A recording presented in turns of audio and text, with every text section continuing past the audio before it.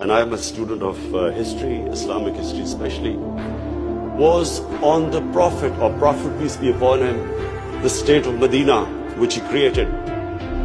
Now, why do I say the state of Medina? Because the state of Medina laid the foundation of one of the greatest civilizations in the history of mankind. The principles that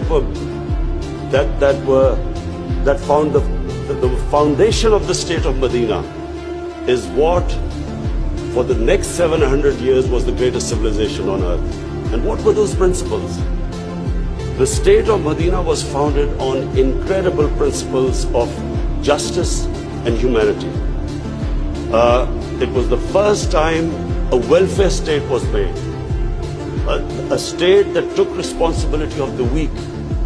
What China has done right now. That was the state of Medina, where first time a state took responsible for its poor, its weak, its orphans, its widows. In the state of Medina, the first time pensions were created. Old people were also, it was a humane state. And secondly, there was justice, rule of law.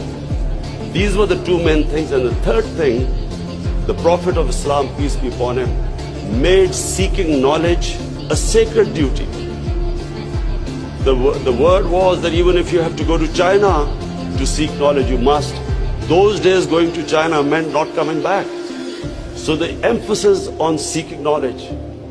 For the next 700 years, all top scientists were Muslims. And that was the state of Medina. It laid that foundation. And then the way minorities, other religious people were treated. The Prophet signed famous, the Misaq-e-Medina. There's still a letter in St. Catherine's Church which was signed with the Christians that your places of worship will be, till the end of time, they will be protected by Muslims. Secondly, that no forcible conversions would be in Islam. Thirdly, the Prophet's last sermon, it is a charter of human rights. It's about how human beings are equal. So it was a humane state created, rule of law, emphasis on education, that led to the growth of Muslim civilization.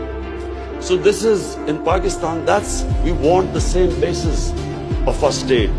The rise of what I believe, the way our country will rise, it will go back to those principles. We must, number one, have rule of law, everyone equal before the law. State must be accountable.